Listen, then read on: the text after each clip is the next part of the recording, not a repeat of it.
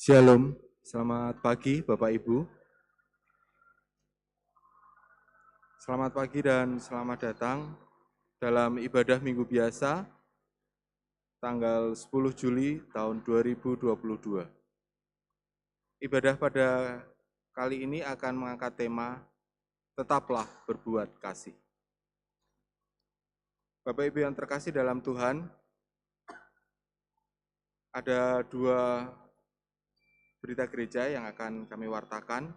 Yang pertama yaitu bahwa pada hari Senin tanggal 11 Juli tahun 2022 jam 5 sore di gereja akan diadakan pertemuan rutin Komisi Warga Dewasa, dan dalam pertemuan tersebut akan ada pengisian dari Komisi Perawatan Jenazah mengenai pemulasaraan jenazah.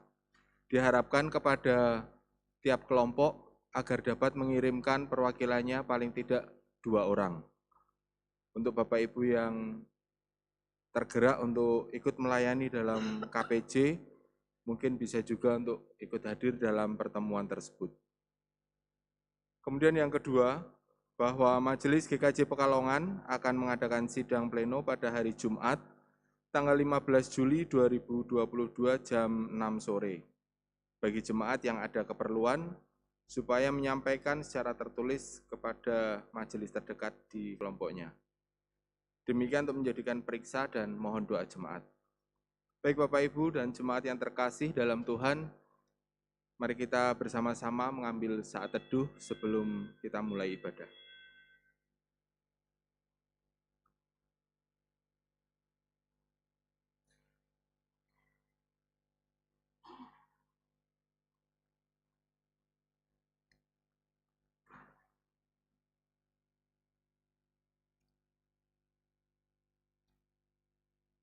Jemaat yang terkasih dalam Tuhan, marilah kita bersama-sama mengangkat pujian untuk panggilan beribadah, dan kami mohon Bapak Ibu untuk berdiri. Kita bersama-sama mengangkat pujian dari PKJ 2, bait yang pertama, Mulia, mulia namanya, dan selanjutnya.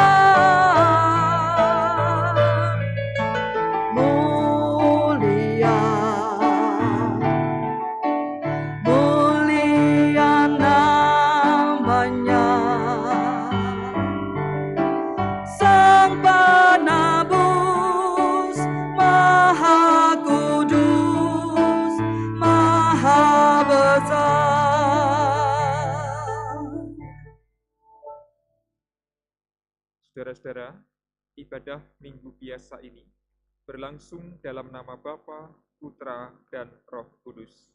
Amin.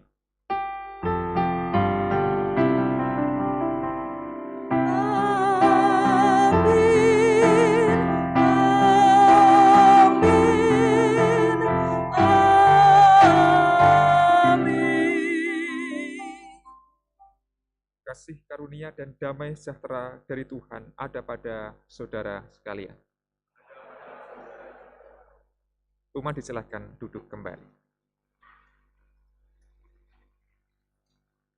Bapak, Ibu, dan Saudara, serta anak-anak yang terkasih, segenap warga GKJ Pekalongan maupun warga tamu dan simpatisan yang rawuh pada pagi ini, kita merayakan ibadah Minggu Biasa dan kita ingin menghayati sebuah tema, yaitu tetaplah berbuat kasih.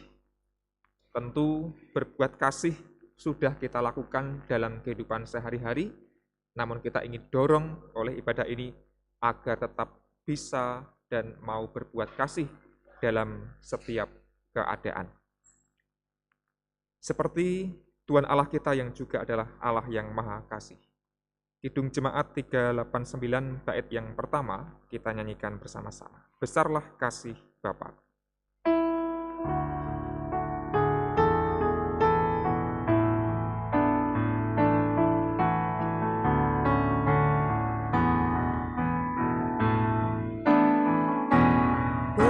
Besarlah kasih Bapa-Ku,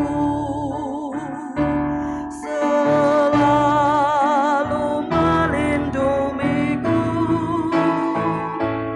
di mana-mana diriku diasuhnya.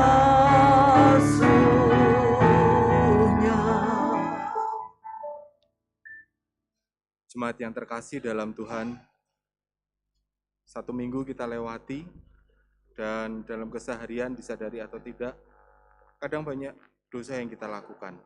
Kita lebih sering mengikuti kemauan kita daripada kemauan Tuhan. Untuk itu, mari kita bersama-sama mengakui dosa-dosa kita dalam doa. Saya hantarkan. Bapa kami yang bertahta dalam kerajaan surga, selamat pagi Bapa. Terima kasih Tuhan, Kau telah tuntun kami Tuhan untuk hadir di tempat ini Tuhan, sujud dan mohon ampun pada Engkau Tuhan. Betapa banyak berkat yang telah kami terima Tuhan sampai hari ini Tuhan. Namun Tuhan, dengan banyaknya berkat kadang tidak sebanding dengan syukur yang kami aturkan ke hadapan-Mu Tuhan. Hari demi hari yang kami lalui lebih sering kami menuruti kemauan kami, menuruti ego kami daripada kami menuruti keinginan-Mu Tuhan. Ampuni kami Tuhan, ampuni dosa-dosa kami, ampuni segala tingkah laku, pikiran, dan ucapan kami. Terima kasih Bapa. Dalam nama Tuhan Yesus kami telah berdoa dan mengucap syukur. Terima kasih Tuhan, haleluya, amin. Kita bersama-sama menyanyikan nyanyian pertobatan dari Kidung Jemaat 39 bait yang pertama. Ku diberi belas kasihan walau tak layak hatiku.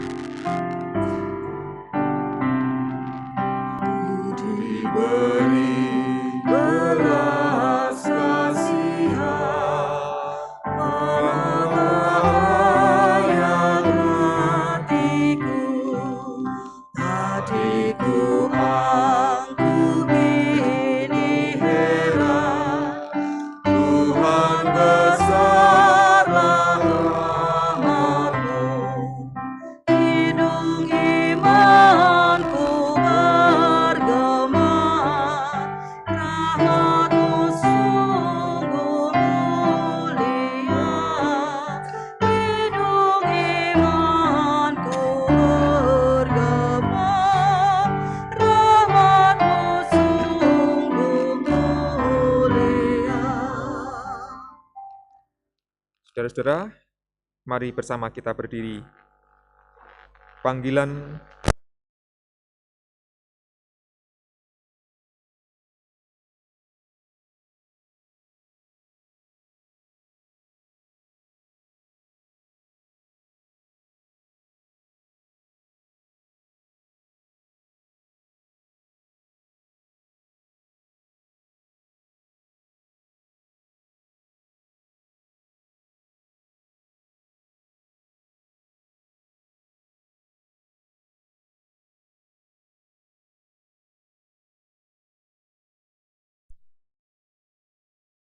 kembali kepada Tuhan, maka Dia akan mengasihaninya, dan kepada Allah kita, sebab Ia memberi pengampunan dengan limpahnya. Demikianlah kesaksian Nabi Yesaya. Bagi siapapun yang dengan sungguh-sungguh meninggalkan jalan yang jahat, kembali kepada Tuhan, Tuhan Allah pasti memberikan pengampunan. Pun demikian, kita semua yang berdosa, kita telah bertobat, kita pasti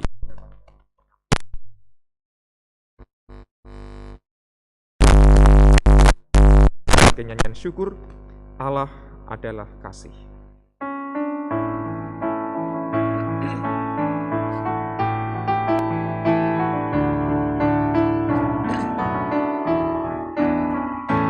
Allah adalah kasih dan sumber kasih. Bukalah hatimu bagi firman-Nya. Allah adalah kasih dan sumber kasih.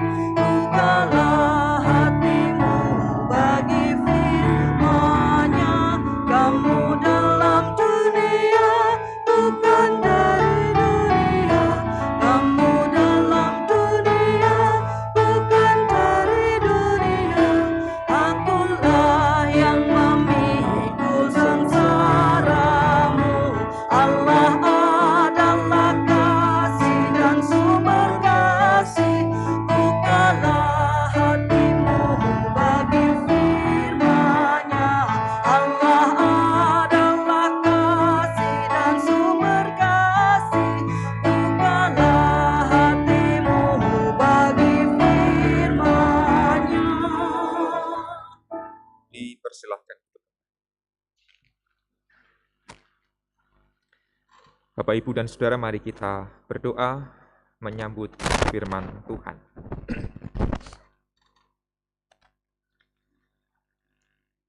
Kami meyakini, ya Allah, bahwa Engkau adalah kasih dan sumber kasih yang telah menerima kami, yang telah memberkati kami, yang telah memberikan penyertaan kepada kami tidak pernah berhenti, termasuk melalui sabda yang akan kami dengar sesaat lagi.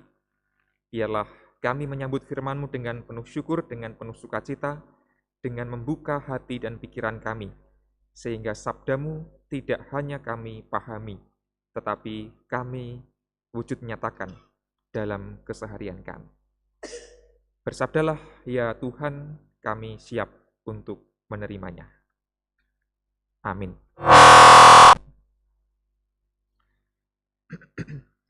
Injil Lukas pasal yang ke-10 ayat 25 sampai 37 akan kita simak bersama Bapak, Ibu, dan Saudara.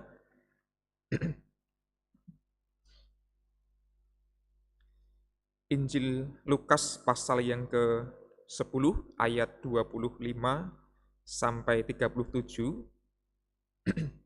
sebuah perikop yang sudah sangat terkenal yang berjudul Orang Samaria yang Murah Hati.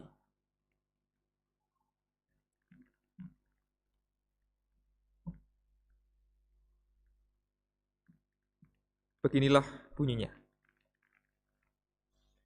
Pada suatu kali berdirilah seorang ahli Taurat untuk mencoba Yesus. Katanya, "Guru, apa yang harus kuperbuat untuk memperoleh hidup yang kekal?" Jawab Yesus kepadanya, "Apa yang tertulis dalam hukum Taurat? Apa yang kau baca di sana?" Jawab orang itu, "Kasihilah Tuhan Allahmu dengan segenap hatimu, dan dengan segenap jiwamu, dan dengan segenap kekuatanmu, dan dengan segenap akal budimu, dan kasihilah sesamamu manusia seperti dirimu sendiri." Kata Yesus kepadanya, "Jawabmu itu benar. Perbuatlah demikian, maka engkau akan hidup." Tetapi untuk membenarkan dirinya, orang itu berkata kepada Yesus, "Dan siapakah sesamaku manusia?" Jawab Yesus, "Adalah seorang yang turun dari Yerusalem ke Yeriko. Ia jatuh ke tangan penyamun-penyamun yang bukan saja merampoknya habis-habisan, tetapi yang juga memukulnya, dan yang sesudah itu pergi meninggalkannya setengah mati. Kebetulan ada seorang imam turun melalui jalan itu. Ia melihat orang itu, tetapi ia melewatinya dari seberang jalan.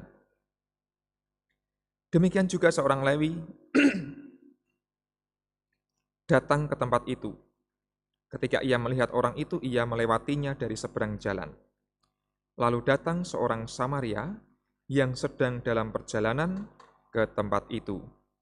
Dan ketika ia melihat orang itu, tergeraklah hatinya oleh belas kasihan. Ia pergi kepadanya lalu membalut luka-lukanya, sesudah ia menyiraminya dengan minyak dan anggur. Kemudian ia menaikkan orang itu ke atas keledai tunggangannya sendiri, lalu membawanya ke tempat penginapan dan merawatnya. Keesokan harinya, ia menyerahkan 2 dinar kepada pemilik penginapan itu, katanya, "Rawatlah dia, dan jika kau belanjakan lebih dari ini, aku akan menggantinya waktu aku kembali." Siapakah di antara ketiga orang ini, menurut pendapatmu, adalah sesama manusia dari orang yang jatuh ke tangan penyamun itu?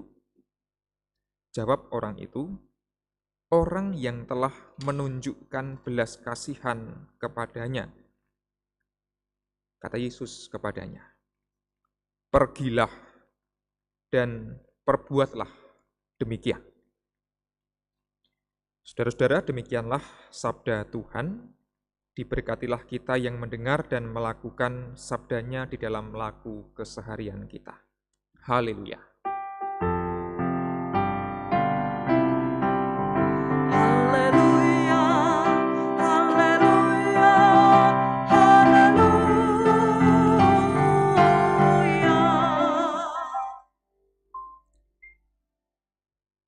Saudara-saudara, tema kita adalah tetaplah berbuat kasih. Menurut saya ada beberapa hal yang bisa menghalangi atau menghambat kita untuk berbuat kasih kepada sesama. Meskipun ada banyak, tapi menurut saya ada 3 alasan utama yang menghalangi orang itu berbuat kasih.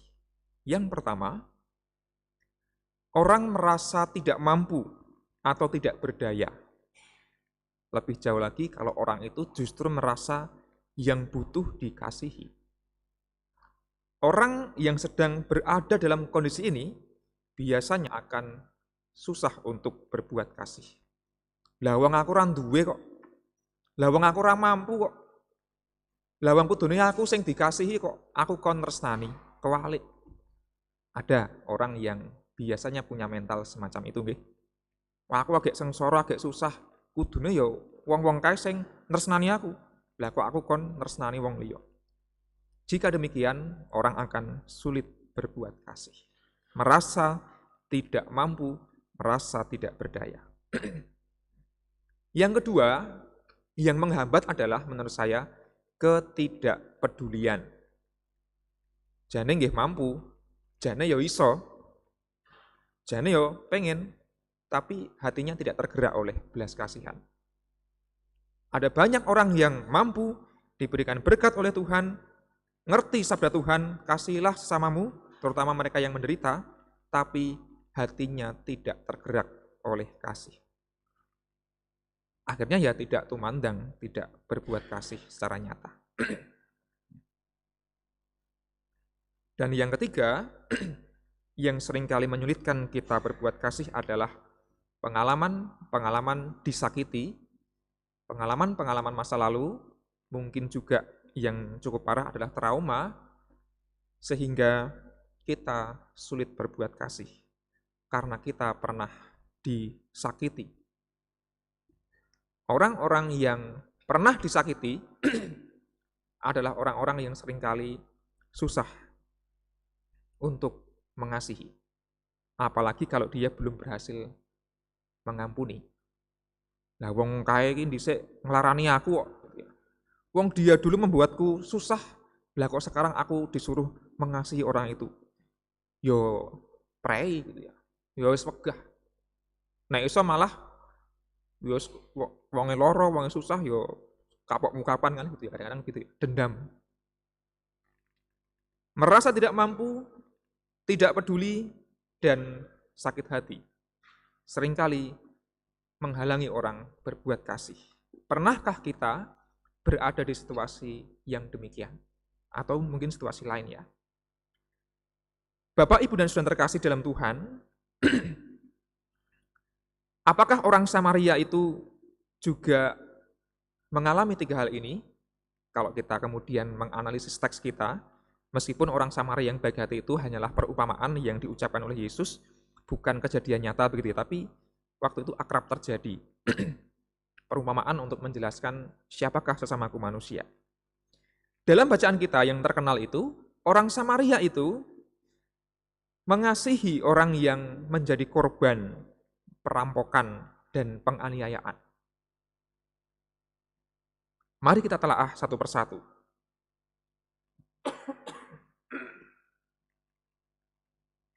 Kalau tadi poin pertama yang menghalangi kasih adalah perasaan tidak mampu, kita bisa menganalisis juga. Barangkali orang Samaria waktu itu juga bukan orang yang kaya, barangkali juga orang Samaria tidak mampu, tetapi toh orang Samaria tetap menunjukkan kasihnya, tetap menolong.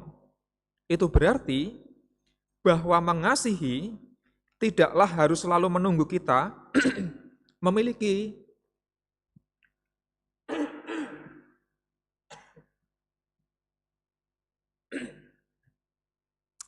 mohon maaf nih, pagi-pagi belum panas mesinnya gitu ya. Poin pertama, saudara-saudara, mengasihi tidak selalu harus menunggu di saat kita memiliki segala-galanya. Aku tak nunggu sik nek wis aku sugih, lagi aku berbagi kasih misalnya gitu. Engko sik nek wis masalahku rampung kabeh, aku nembe arep tetulung umpaminipun. Enggak gitu kan? Orang Samaria tetap mau mengasihi, tetap mau menolong, tidak harus ketika menunggu dia dalam keadaan yang aman dan nyaman selalu.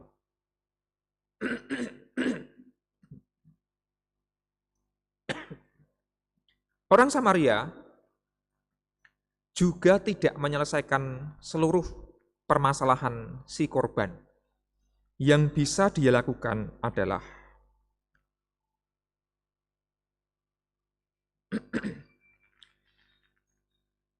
membalut luka-lukanya sesudah menyiraminya dengan minyak dan anggur, menaikkan ke dalam keledai, ke atas keledai, membawa ke penginapan untuk dititipkan. Betul ya? Berarti orang Samaria itu enggak nunggoni sampai orang itu mari atau dijemput keluarganya misalnya, enggak. Ya dia punya kemampuan yang terbatas, isaku memang balut luka, membersihkan luka, tak tumpak ke keledai, tak gawa ning penginapan, pun isaku mengono. Tapi dia akan kembali. Nanti kalau tagihannya kurang, dilunasi. Waktu itu dia mungkin sangunya ora cukup gitu ya. Dia meskipun kemampuannya terbatas, tetap mengasihi. Maka pesan pertama adalah, mari kita tetap mengasihi sejauh yang kita bisa. Nggak usah nunggu kita merasa sangat kuat dan sangat berdaya. Yang kedua sebenarnya, seringkali yang kita jadikan pusat perhatian dan idola adalah orang Samaria, dan itu betul, saya setuju sekali, tapi mungkin juga ada pihak lain yang perlu kita hargai dan apresiasi. Dia adalah pemilik penginapan. Bayangkan, saudara-saudara yang terkasih, kita adalah pemilik penginapan, entah guest house atau hotel atau apapun lah penginapan. Terus ada orang yang datang kepada kita, membawa orang yang apa sih istilahnya, ngangklah-angklah gitu ya. Sakit parah, berdarah-darah, kula titip niki supados nginep tenggene jenengan. Kira-kira kita akan menerima orang yang seperti itu enggak? Kalau kita jadi yang punya penginapan. Wah, mungkin kalau saya akan mikir-mikir, Bang Kosek, niku sakit parah ya. Hangko nek malah mati teng mriki pripun gitu ya. Pun pindah mawon golek penginapan liya. Saya enggak mau menerima. Kan risiko tuh, sakit. Yo nek mari, halah nek mati malah repot kan begitu ya. Umpaminipun gitu. Jadi pemilik penginapan juga adalah tokoh yang murah hati menurut saya dalam perumpamaan Yesus. Dia mau menerima orang yang terluka, mau menerima orang yang tak berdaya, dan pasti penginapan juga akan ikut merawatnya kan, wong dia sakit kok. Kalau orang yang nginep biasa itu mandiri, ya orang yang tadi itu korban itu pasti akan merepotkan. Harus dilayani, harus diambilkan makan barangkali, harus diobati dan lain sebagainya. Meskipun dia sudah dibayar. Mengasihi tidak selalu harus menunggu kita memiliki segala-galanya. Yang kedua, orang Samaria adalah orang yang berani mengambil risiko. Berani mengambil risiko. Kadang-kadang mengasihi itu, peduli itu, membuat kita berada di situasi kita harus mengambil risiko. Orang yang mau mengasihi adalah orang yang sebenarnya punya keberanian. Apa saja risiko yang mungkin diterima oleh orang Samaria? Bisa saja, wong dia orang Samaria, itu wilayahnya orang Yahudi. Engkau gek aku dadi korban berikutnya. Wah, kayak wong Samaria, duwe keledai, kok nulungi wong loro, itu sasaran empuk. Mungkin kalau ada penyamun-penyamun lain lewat, nah itu akan menjadi sasaran berikutnya. Ingat, orang Samaria punya konflik lama dengan orang Yahudi ya. Nek iso aja nganti ketemu, pokoknya nek iso tidak bergaul dengan orang yang dianggap najis itu. Dan konon jalan menurun dari Yerusalem ke Yeriko itu memang daerah yang rawan pembegalan pada waktu itu. Nah kalau dia nulungi itu kan dia risikonya, wah kok aku jadi korban piye. Tapi dia tetap menolong karena dia tergerak oleh belas kasihan. Paling tidak risikonya adalah dicurigai. Kayak ngopo kayak wong Samaria kok neko-neko gitu ya. Di wilayah kekuasaan kita kok dia malah aneh-aneh. Cari muka apa bagaimana gitu ya. Paling tidak itu yang risiko yang dialami. Selain ya dia akan kehabisan sumber daya. Duitnya yang bisa buat belanja harus ngobat ke nginep ke sing loro. Keledainya harus berjalan lebih jauh dan lain sebagainya. Mengambil risiko. Saudara-saudara, seringkali kita diperhadapkan pada situasi di mana kita harus mengasihi dan yang membuat kita berhenti kadang-kadang wah, kosek nek aku nulungi risikonya apa? Nanti jangan-jangan aku yang malah terancam. Termasuk pemilik penginapan juga tadi berani mengambil risiko kan? Dan yang ketiga, kita bisa belajar bahwa belas kasihan atau bela rasa mampu melampaui sekat-sekat identitas dan melampaui pengalaman-pengalaman traumatis sekalipun. Hari Jumat dan Sabtu kemarin, Klasis Pekalongan mengadakan pelatihan gereja tangguh bencana. Ada Bu Retno, Bu Karti, Mas Pratna yang diutus oleh GKJ Pekalongan di Pagilaran. 2 hari kami digembleng ya Bu ya. Bu Karti juga digembleng dengan tim pelatih yang luar biasa, mengajak untuk gereja itu punya belas kasih, punya bela rasa. Dan ada satu topik yang menarik yaitu inklusi. Inklusi itu berarti keterbukaan pada siapapun dan kasih karya gereja itu melampaui sekat-sekat. Sing ditulungi aja wong Kristen pun. Orang yang wong GKJ sing ditulungi, tapi semuanya. Kasih yang bisa melampaui batas-batas dan sekat-sekat. Nah ini kan juga begitu orang Samaria. Yang tergeletak itu orang Yahudi, atau minimal dia nggak tanya, jenengan wong Yahudi, apa wong Samaria, apa wong ngendi, nggak ditulungi langsung. Kasih itu selalu bisa melampaui sekat-sekat itu. Agamanya apa, sukunya apa, dan seterusnya, kasih mestinya bisa melampaui sekat-sekat itu. Termasuk bisa mengalahkan sakit hati, bisa mengalahkan trauma, bisa mengalahkan dendam. Andai orang Samaria itu dendam, dia mungkin akan mengatakan, wis rasa tak tulungi, wong kae wong Yahudi jahat karo wong Samaria kok keluargaku kok, ngapain harus menolong. Tapi ternyata belas kasihan, bela rasa itu mampu melampaui sekat-sekat dan mampu melampaui trauma apapun yang pernah kita alami. Dan terbukti orang Samaria bisa melakukannya. Menurut saya juga Kemungkinan besar adalah ketika orang Samaria itu juga tahu rasanya bagaimana menjadi korban. Mungkin dia sudah lelah, bapak ibunya, simbah-simbahnya berkonflik lama dengan orang Yahudi.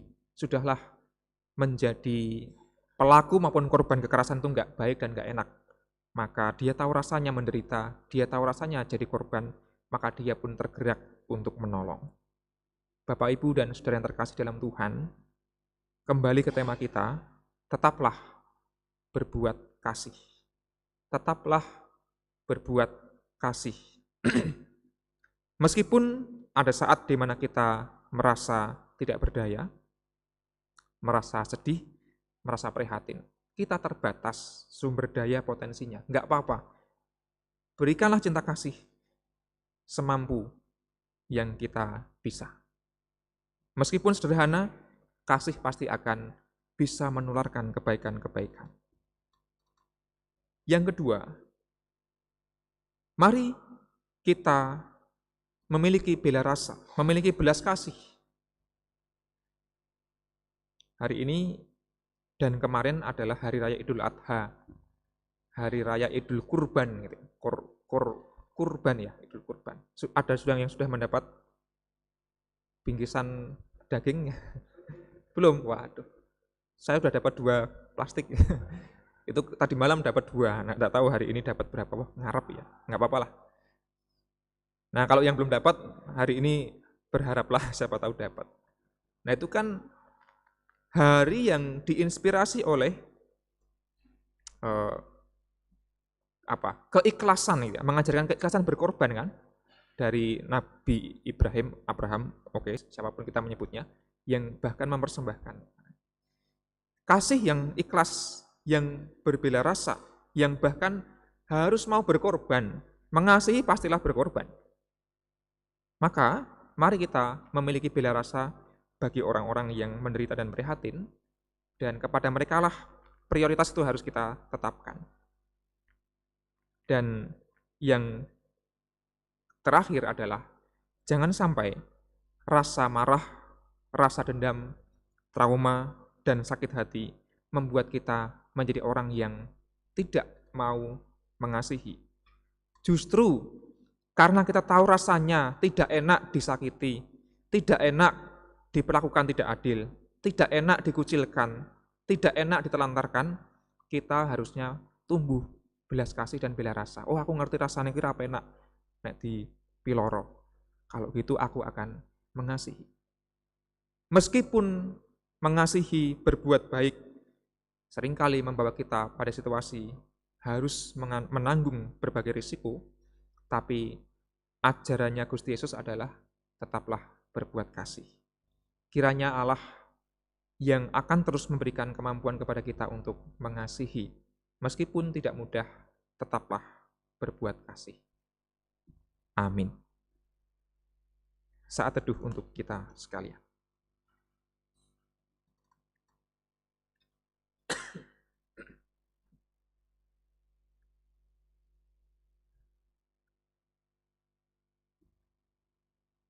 Mari kita berdoa.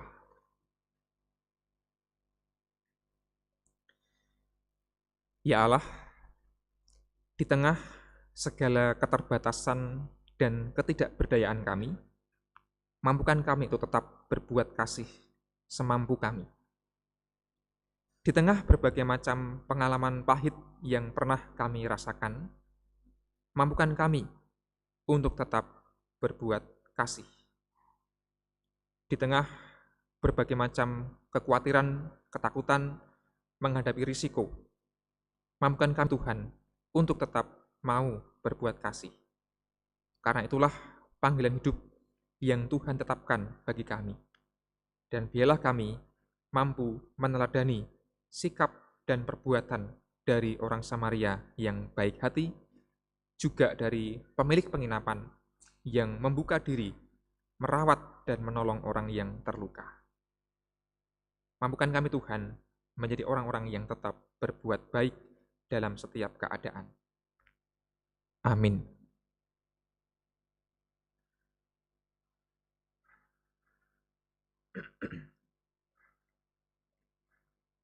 Bapak, Ibu, serta saudara yang dikasihi oleh Tuhan Yesus Kristus, kami undang untuk bangkit berdiri.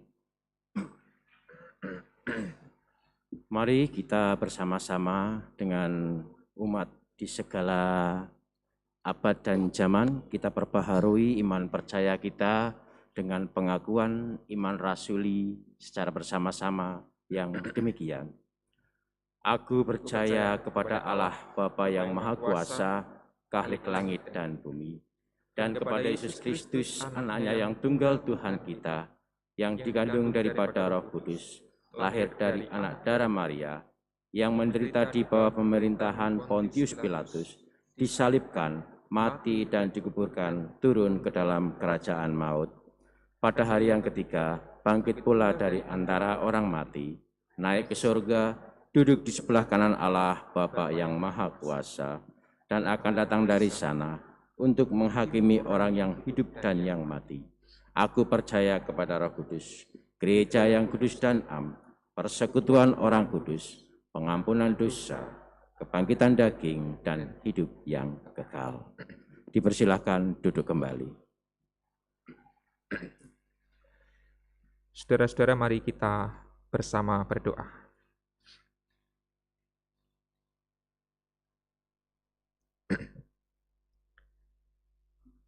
Ya Tuhan, kasih dan kemurahan yang asalnya dari Engkau selalu kami rasakan tidak pernah berkesudahan.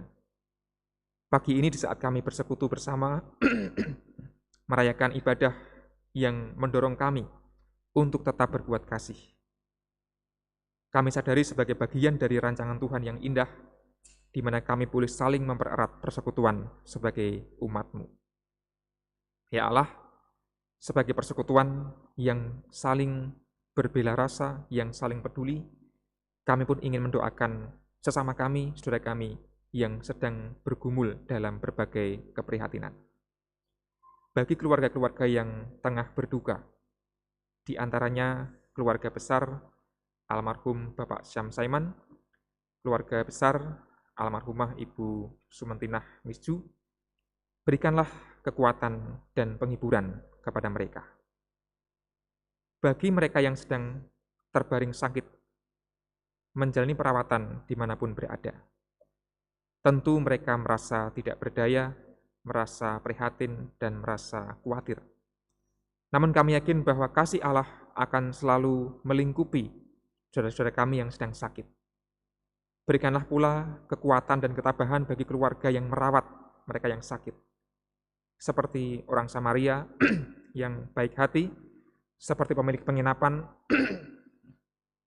yang mau merawat yang terluka. Biarlah kami semua juga Tuhan mampukan untuk merawat mereka yang sedang sakit. Ya Allah, kami juga teringat anggota keluarga yang sedang memiliki berbagai macam pergumulan, baik itu pasangan suami istri yang terus berupaya menjaga keutuhan dan kehangatan cinta kasih di antara mereka. Kami yakin bahwa Allah memberikan kemampuan untuk tetap mewujudkan kasih seperti kehendak-Mu. Para orang tua yang tengah berjuang membesarkan anak-anak mereka, berikanlah kemampuan dan penyertaan. Bagi anak-anak yang tengah bertumbuh, yang telah menempuh studi, yang telah bekerja, dimanapun berada, kami yakin bahwa Allah juga akan terus memberikan penyertaan yang tidak pernah berhenti. Dan mampukan kami Tuhan sebagai keluarga untuk hidup saling mengasihi serta saling melayani, tetap berbuat baik, tetap berbuat kasih, meskipun menghadapi suka duka kehidupan. Ya Allah, kami juga menghayati kehidupan kami sebagai gereja, sebagai persekutuan umat-Mu, untuk tetap berbuat kasih kepada siapapun. Mampukan kami tumbuh menjadi gereja yang di dalamnya kami menghidupi kasih, dan kasih kami pun terpancar kepada sesama. Di tengah berbagai macam pergumulan dan tantangan, kami yakin bahwa Allah beserta dengan kami. Kami teringat pergumulan yang dialami oleh sesama kami di tengah pekerjaan, di tengah kehidupan bermasyarakat, mereka yang menjadi korban kekerasan, mereka yang menjadi korban bencana alam, mereka yang menjadi korban ketidakadilan dimanapun berada. Tuhan Allah mengerti setiap keadaan mereka. Maka berkatilah dan tolonglah mereka ya Allah. Dan biarlah kami pun tergerak oleh belas kasihan untuk memberikan kepedulian bagi sesama kami yang menderita. Kami juga mendoakan saudara-saudara kami, umat muslim khususnya yang sedang merayakan Hari Raya Idul Adha. Kiranya Allah juga memberikan berkat dan penyertaan sehingga Hari Raya ini bisa berlangsung dengan baik dan kami semua sudah boleh berbagi kasih kepada sesama. Kehidupan kami di tengah bangsa negara Indonesia, kami serahkan pula ke dalam tangan Tuhan. Engkaulah yang berkarya melalui para pemimpin bangsa negara kami di tingkat pusat maupun daerah, agar terwujud masyarakat yang damai sejahtera, yang rukun, dan yang adil. Ya Tuhan, akhirnya kami serahkan setiap pergumulan kami ke dalam tangan Tuhan, dengan terus meyakini bahwa Engkau adalah Allah yang merancang kehidupan kami dengan rancangan damai sejahtera. Inilah doa kami, syukur kami, dan permohonan kami. Kami pinta di dalam nama Yesus Kristus. Amin.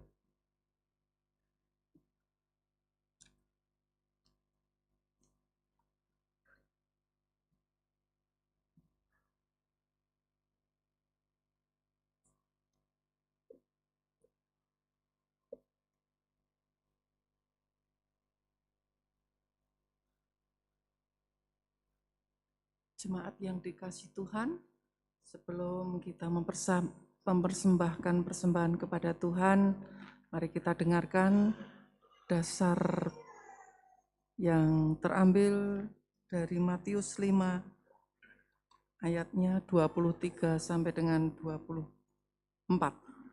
Demikian firman Tuhan. Sebab itu, jika engkau mempersembahkan persembahanmu di atas mezbah, dan engkau teringat akan sesuatu yang ada dalam hati saudaramu terhadap engkau, tinggalkanlah persembahanmu di depan mezbah itu dan pergilah berdamai dahulu dengan saudaramu, lalu kembali untuk mempersembahkan persembahanmu itu. Mari kita bersama iringi dengan kidung jemaat, PKJ 146 bait 1 dan 2. Bawa persembahanmu dalam Tuhan.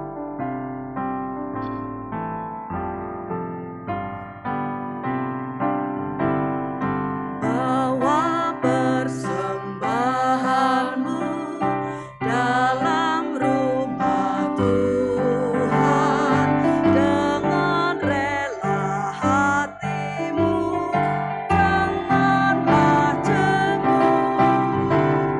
Bawa persembahanmu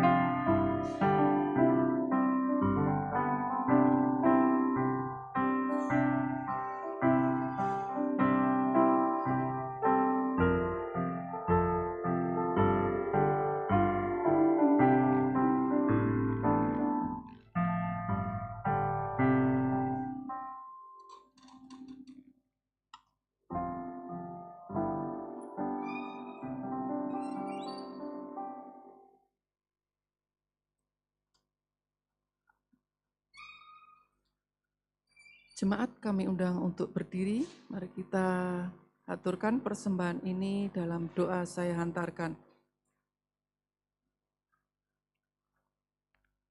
Syukur Tuhan kami naikkan kepadamu, karena kasih yang selalu menyertai dalam hidup kami, yang telah kami rasakan di sesehari kami. Terbukti Tuhan, saat ini Engkau telah ketuk hati kami untuk tetap mempersembahkan persembahan hasil dari kemurahan Tuhan. Namun Tuhan, ada banyak cacat dan celah yang selama ini kami terima dan kami persembahkan. Namun Tuhan, Engkau akan mengampuni segala cacat celah kami. Terimalah Tuhan untuk pelebaran kerajaan Tuhan. Dan kami percaya Engkau juga akan naungi dengan kasih-Mu saudara-saudara kami yang mengelola persembahan ini. Kami berserah dan bersandar dalam kehidupan kami sehari-hari di dalam tangan kuasa-Mu. Tuhan tuntun sepanjang kehidupan kami. Dan kami serahkan doa ini dalam nama-Mu, Tuhan Yesus yang telah mengajar kami berdoa Bapa kami.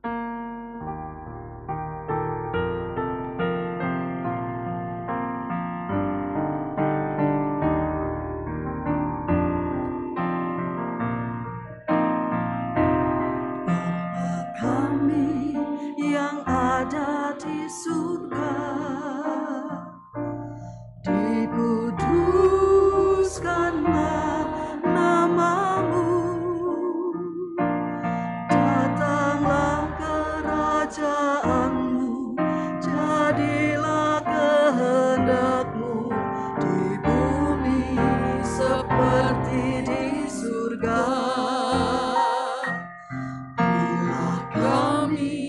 Pada hari ini makanan yang secukupnya, ampunilah salah kami seperti kami ampuni orang yang bersalah kepada kami.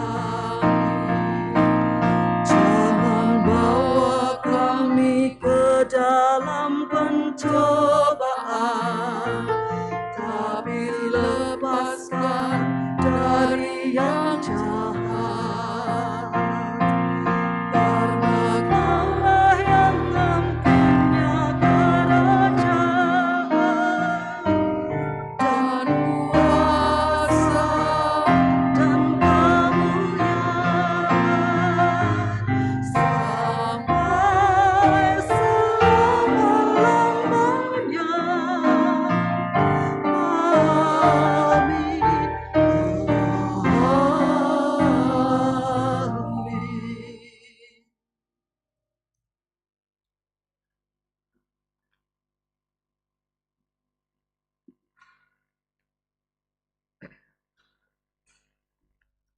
Nyanyian pengutusan dari Kidung Jemaat 357 bait 1 dan 2.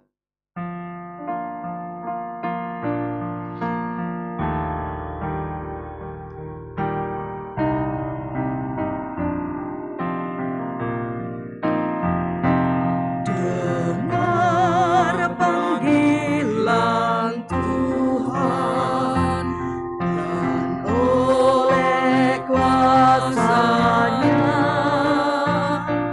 kau jadi anak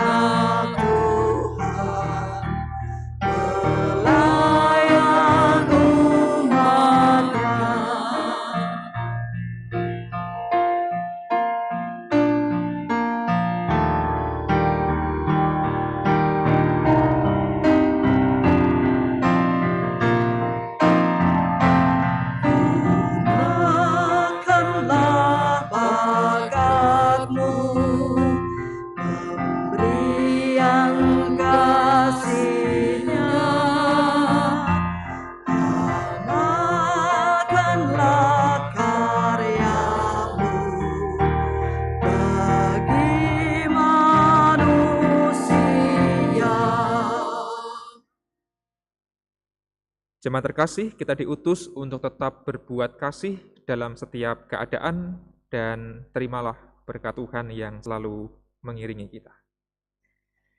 Kiranya anugerah Tuhan Yesus Kristus, kasih Allah Bapa, dan persekutuan Roh Kudus menyertai saudara sekalian kini dan selamanya.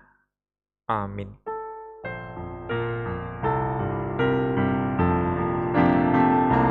Amin, haleluya. Amin, haleluya. Terpuji namamu. Amin, haleluya. Tuhan Allah beserta engkau.